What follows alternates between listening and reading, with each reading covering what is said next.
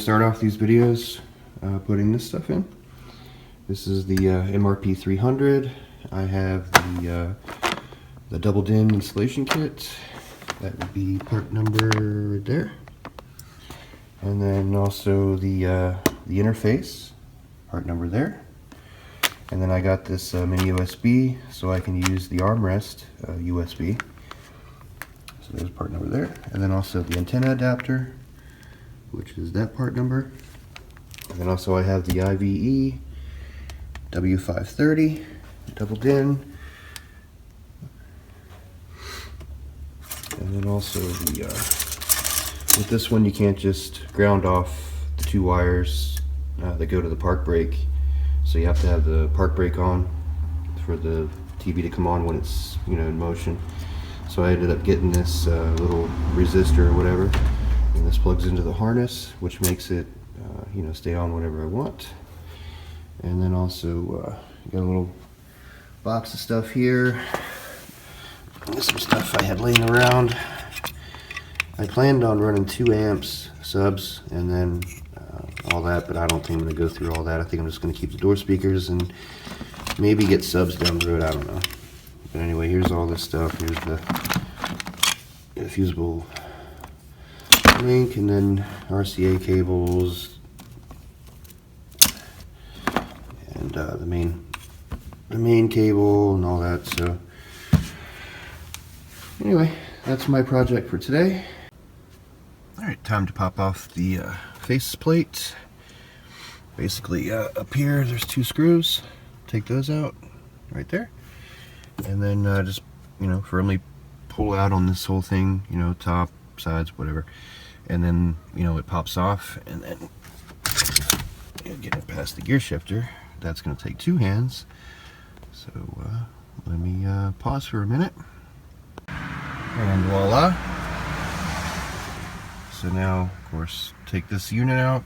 Go ahead and put all this in. And get all the wiring stuff started, figured out. Hopefully this goes easy. Alright, here we go. The radio's out. Here's the harness. Awesome. The other wires that go to the harness, the antenna, and then also this bar right here needs to be, the bottom part needs to be cut off so the double DIN will slide in. And here is how our wiring is going to work. This USB, this end here goes to there, and then of course the antenna adapter. Let's focus with this end, of course, goes into here. This is for our satellite, which I'm not going to use that.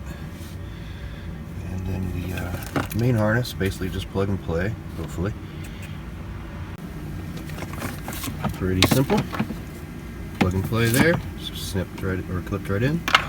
And then also here and here.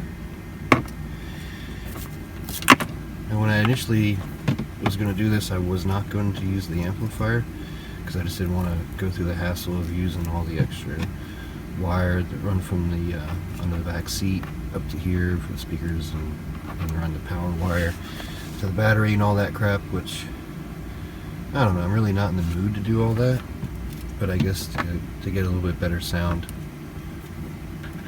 I'm gonna have to. I mean, right now I'm just gonna be reusing the factory door speakers, so I'm still debating whether to put the amp in here or not, and maybe just do it later. And now it's time for the mess of wiring. So I'm plugging the alpine harness into this this interface. I'm going to go ahead and use all these crimp fittings, and then I'm just going to do like this, put black tape over them just for a little extra insurance. I don't need a short or a fire. So anyway, a little cut in that one. So let's get to this. This is going to take a little while figuring out all the speaker wires. I think I'm going to go ahead and pass on the amp for now. just so I can get this hooked up. If I do decide to you know, get some better speakers, and I'll probably rewire this thing for an amp, which I already have it. I don't know, I just don't want to bother putting it in right now. I don't need to go through all that. It's not that important. This should sound pretty good anyway, the way it is with the factory wires and the factory speakers and everything. So okay, so it got dark on me, so sorry about the light, but everything's hooked up. So there's one issue with the harness, and that would be that the red power on wire for the key, it doesn't work. So even though it's plugged into the harness in there, this doesn't come on when you turn the key on, so the radio gets no power. But so what I had to do is I ended up having to tap into a hot wire. I went ahead and used my accessory 12 volt down there for the radio, so hopefully you know, it holds the power, which I'm sure it will, so no big deal. And anyway, it's dark as hell in here, so I think recording from here on out is going to be useless. But anyway, tomorrow when there's daylight, I'll get a shot of the final picture here. Everything's ready to go back in. Everything works now, so. Alright, here's the update on the Alpine double din that I ended up putting in my RAM. Yeah, everything turned out pretty damn nice. Everything works good. I'm not going to go into the whole specifics of this double din. I mean, that would just be kind of pointless. I mean, you have a radio, you know how it works. This video was mainly just to show the process of basically hooking it up in this model.